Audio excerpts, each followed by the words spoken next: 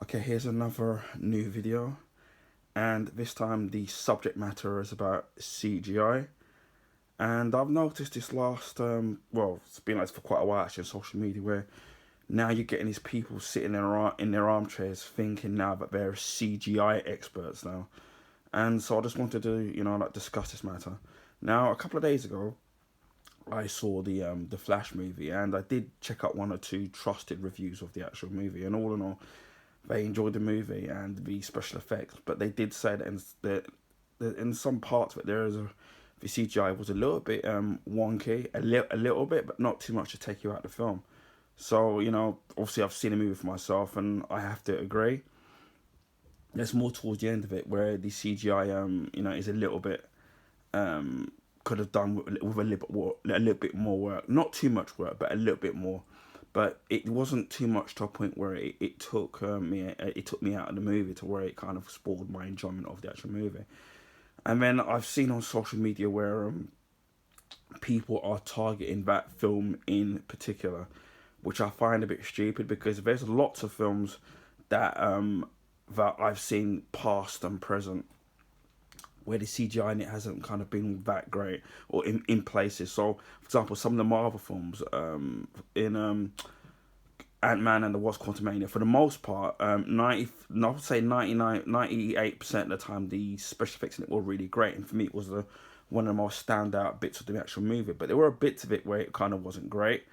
In For Love and Thunder, there were bits of it towards the end of it where the CGI in it was just really was dodgy when it came to character textures or the actual movement of the characters, where it all seemed a bit jerky. And also in like Doctor Strange sequel, in that especially, that had problems with CGI in places, especially some of the bits where they were traveling through the multiverse, and you could clearly tell that it looked very cartoonish or CGI. And then even in both Black Panther movies, especially the first one, I would say, you could tell with like the CGI wasn't kind of great. But what I find funny is that when it's a movie that everybody loves to hate on, or especially if they're hating it because obviously maybe it's like not their franchise, people are quick to point out the CGI and that not being kind of up to snuff. But yeah, in say like a Marvel movies, which obviously currently are the most very popular these days with the in crowd now, when there's been like a bit of shoddy CGI in their movies, people sit there. I don't see the same kind of outrage and the CGI not being up to snuff. Now, another film, a Marvel film which I thought the CGI in it was very good, with what was more practical, was in the first Iron Man film. Obviously, this came out obviously quite a long while ago, but the CGI and the practical effects in it were actually pretty good in that actual movie, and to me, it still hold up. Obviously, it's by the time you get to the sequels and other Iron Man appearances where they started to use more CGI in it. So from after the first movie with Iron Man, with Robert Downey Jr. wearing the suit, most of the time he was only actually wearing half of the actual suit, and then they actually CGI'd the suit in afterwards. And especially with Iron Man 2, you can clearly tell where his head's bobbling, or when he's taking off the mask, it just looks really kind of wrong. Or the way the suit kind of comes on and his face inside the mask flips, and you can really kind of see it. Now, I don't, although you could blatantly could tell CGI that was a bit wonky. I didn't see people being outraged about, say, for example, with Iron Man 2, with the CGI in that. More of the more honest critics and people, right, were the ones that that were pointed out, and you could tell the difference from Iron Man 1 and Iron Man 2. Whereas I suppose Iron Man 1 used the right blend of CG and and practical effects where they could actually do it. As I was saying about these critics who come, well, not critics really. Well, sometimes they do, but most of the time it's just people who I call them armchair critics, especially with social media, where they sit there and they start criticize in a movie with CGI. I don't think people kind of take to heart that that you obviously you got now with these movies that you have multiple effects companies working on the CGI on the film, whereas back in the day you only used to be one particular company. So if ILM was working on a particular say movie, say like let's say like Terminator 2, it would only be them just working on it. Nowadays you have several different effects companies and working on that individual movie. Now I don't think people realize that the amount of time it takes me as an artist that used to draw and used to paint and stuff. I was one of those ones where if I was drawing something, to me, I would take ages and do it because it's the paint. I was always a person of detail when it came to drawing, and even when I had the particular subject that I was drawing or finished, I was never ever completely satisfied with the outcome of my actual drawing. Even when people say to me, "It looks really good and it looks already finished," but I'm more what you would like to call a perfectionist, where where even when I think I've done something, I rub it out and I think, no, I think this could be better. And sometimes you can overwork something. So these are special effects artists. It's a lot of hard work and time, having to do these effects, and it takes obviously it can take up to like several months to film an actual movie, but then another year and 18 months to actually do the actual special effects, and it's a lot of hard work. So you're gonna get like human error, maybe the budget in doing these special effects where they run out of it, or the business suits want the movie out on a particular date and don't want to delay it any further, so it misses its release date, also which could cost these shareholders money. So it's a race around the clock to try and finish off these special effects in these movies. So don't sit there and think that just because in a movie, in a place, it may have shoddy effects, that these people have done it on purpose.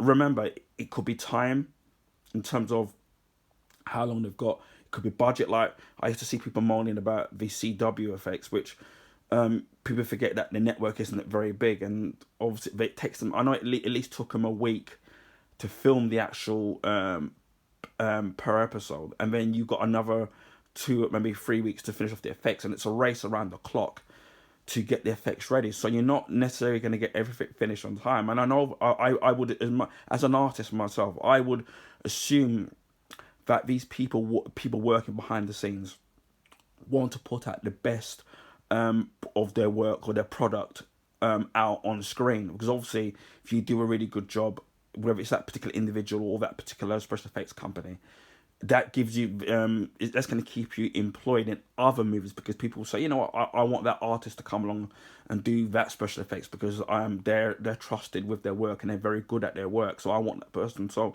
you have to remember that it's it's a living for these artists that have to work on these things. That's one of the reasons why when I watch movies, when I watch movies in the cinema or even on TV, I watch all the credits, because obviously we watch the actual movie itself, but we don't give the credit out to the people behind the scenes, the thousands upon people that are working behind the scenes on these movies.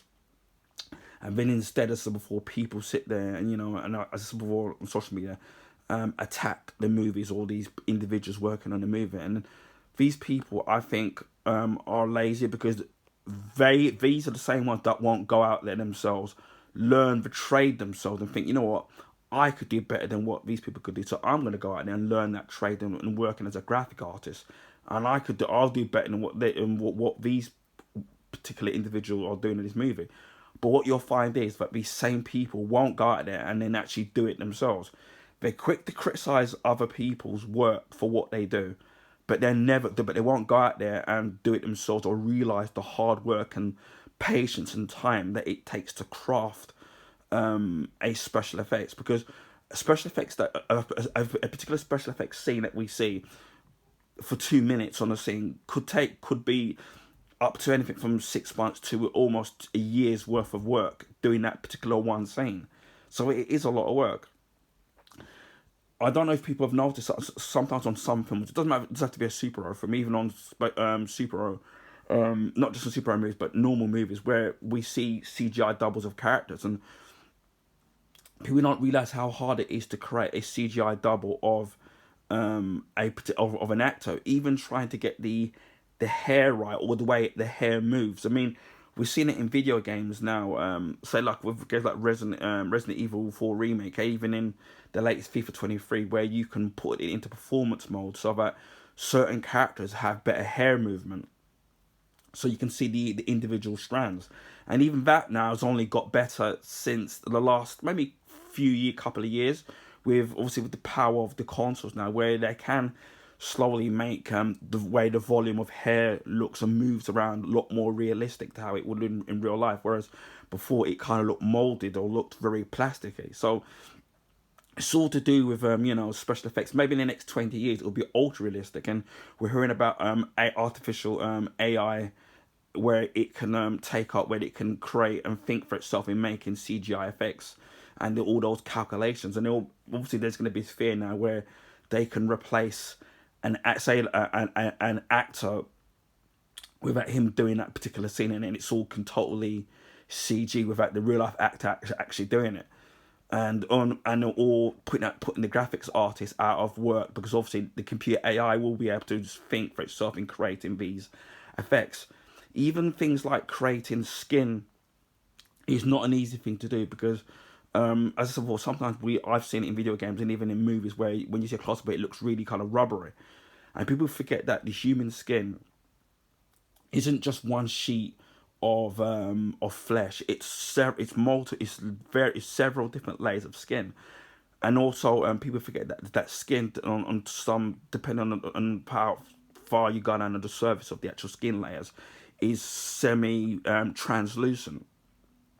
So even, for example, the way sunlight hits like your skin, if you're just walking around or you're taking a photograph, that can actually change the way the tone of your skin or the color of it actually looks, depending on how the sun hits it, and even from the angle in which it kind of hits it at. Then you got to take in mind, obviously, it's obviously people, if a person is young or older, where the skin's going to be more wrinkled. And then next time if you're got access to a microscope, take a good look at or even a magnifying glass.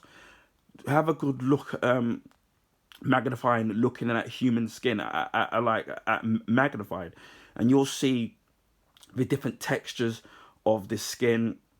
You'll see like hairs, you'll see skin pores, and trying to replicate that with CG is a very, very, very difficult thing to do. Similar thing with human eyes, where same thing in video games and in films, where they'll do a CGI double of someone's face and then they'll do the eyes. And then I've noticed that in some films, early films would have tried to attempt copying a human face or eyes. The eyes look dead, and it's hard to explain. It's like he's just completely dead, like he's vacant of life. And whereas if you was to look at somebody in their eyes, it's almost as if that you can tell that there's energy in it, and it's like it's vibrant, and as if that the way obviously we move around, we blink, and even and like there's life in the eyes. So when in the early days when I've tried to do eyes, it kind of looks dead. So it's a very, very, as trying to wrap this up now, it's a very, very hard process in trying to, copy CGI and copying a human being. And it's not an easy thing to do. So when I hear people criticizing these people, don't sit there and think that these effects artists go out of their way to, not to try to do the best work they can possible. Because again, sometimes you're limited by the time you have, the budget you have, and even, by the technology that you have. So yeah, I think, bear in mind that technology has come a long way. It will get better over time, and it will progress and get better to a point where you virtually probably won't be able to tell the difference.